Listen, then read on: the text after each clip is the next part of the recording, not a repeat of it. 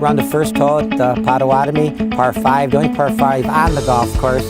This is one of the holes that I think that it's more logical to play the hole from backwards to forwards. In other words, from the green to the tee as opposed traditionally from the tee to the green. By that I mean it should be, for most players, a 3-shot hole.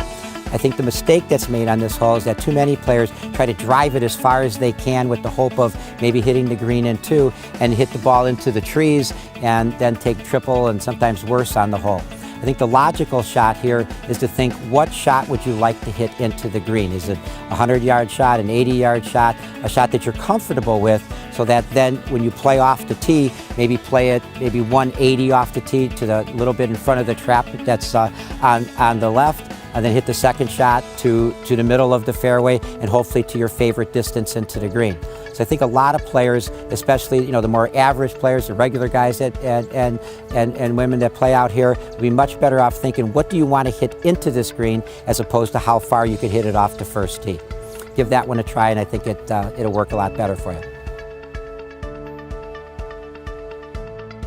Now we're on the second hole, par 4.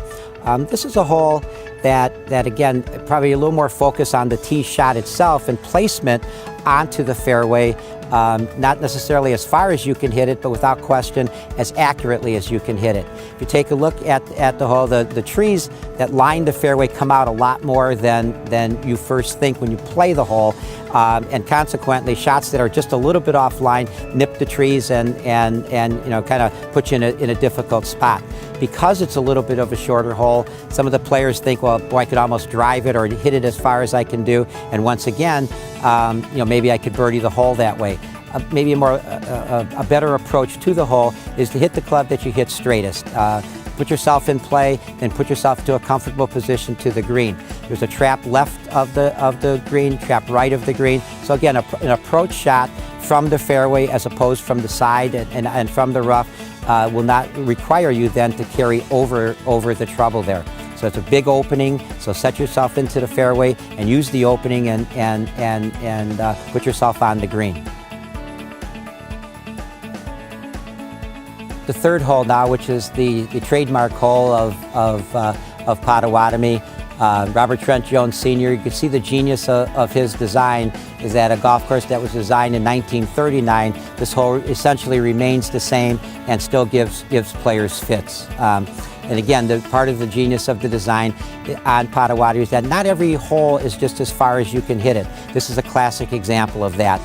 The better players, when you play the back tees, you want to put it out there about 190, which will, and a little bit left of center, and that'll leave you about 100 yards or so into the green. But again, it should be an easy shot, 100 yards, but it's a precise shot. There's water in front, water in back, and trouble to both sides.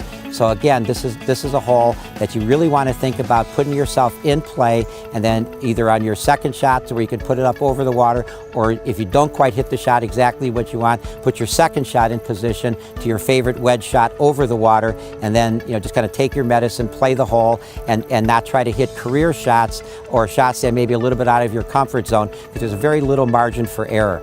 I think the better the designer, the better the architect, the more they put little parts of the game that force you to try to decide if you want to hit a shot that you're not comfortable with versus being able to be level-headed enough to put yourself in position to your strengths. And this is a great example of that. We're on number 4 now. It's a par 3. And I think the common mistake here is players just simply under club. If you take a look at the green, you'll notice that there's a trap on the right, and you really need to take a club that will put the ball over that trap and at least into the middle of the green. I think the common mistake that's made is under club, then over swing. And there is the water to the right, water to the left, and if you overswing, you kind of pull the ball into the water, and then also you kind of come out of the shot a little bit and put the ball in the trap. I think the best thing to do is take the next club that you would normally play, a little stronger club, swing it nice and smooth and easy, prevent yourself from kind of pushing it at the last minute, trying to hit it too hard, and just put it in the center of the green and hopefully make the putt for birdie or sort of easy 2-putt, walk away with par. It's a good score on this hole. We're now on the 5th hole, which is a par 4. And compared to the other holes that, as we've described them, this is a hole where I think distance is the key. This is a hole you play from the tee to the green. The goal is to avoid the trap on the right, and there's obviously out of bounds on the left. So, but again, this is a hole where you do think about hitting driver and putting it out there to the best you can, in play. The second shot's going to be a long one. It's going to be in the 180, maybe 170 yard thing. It's a really solid par 4. And again, for the more average players or the players who don't quite hit it as far, think again on your favorite shot going into a green. Is it 30 yards, 40 yards, that type of thing. So make yourself comfortable, easy approach shot if you can't go for it in 2. All right, we're now on number 6, par 4. It's just a great golf hole, great design. And again, kind of the genius of Robert Trent Jones. 80 years and the golf course is still playing essentially the same as it did. Obviously the trees have grown and it's just tightened the fairways so much. This is a hole, again, where the longer hitters, if you can hit it straight, it's just a hole that you can kind of attack. This is one that you definitely play from the tee to the green. Try to hit your drive, let it go. And this is one is about power, and you can get it close and can maybe make birdie on this hole. For the more average players, you have to think again of the trouble on the left and the trouble on the right. So if driving is not your strong point, put it in play. Think in terms of your approach shot to the green. The green is pretty open. There's a trap on the left side, but open on the right. So you think in terms of how to position your third shot to where maybe you can make the putt for par and make your par that way. But again, the players with the power, this is a great hole to go to attack it a bit. Now we're on the 7th hole, which is par 3. Very difficult course. From the back tees, about 190 yards. From the the regular tees, you're in the 160, 165 yard range. And again, this is a hole that I think, as on most par 3s, regular players just simply under club. Take one more club, swing a little bit freer, and worry about carrying the ball. Think in terms of how far you actually carry a ball, not how far you necessarily just hit the ball overall.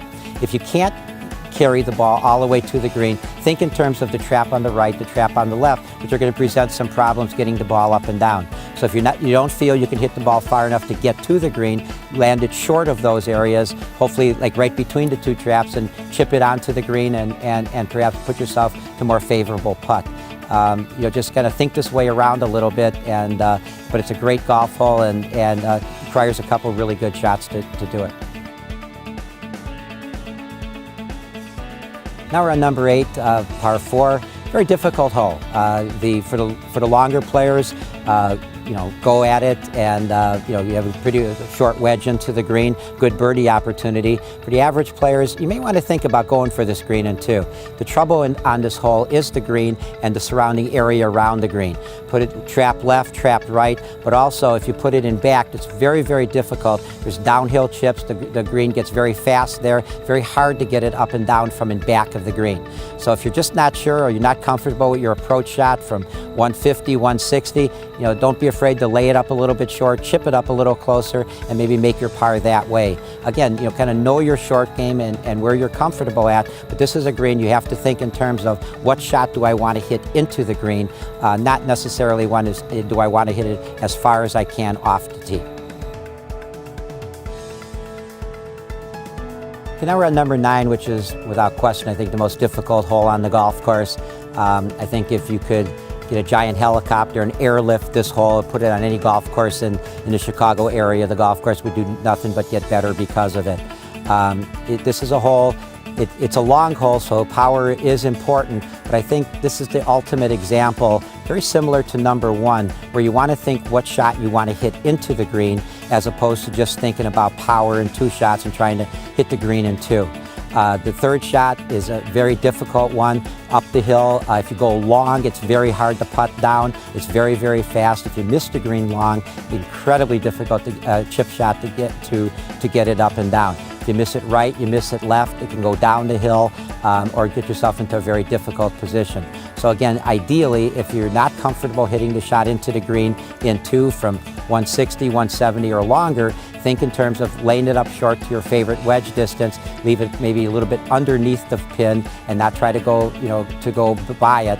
And try not to get greedy, play the hole for 5, and more times than not, you're going to come out ahead of your group.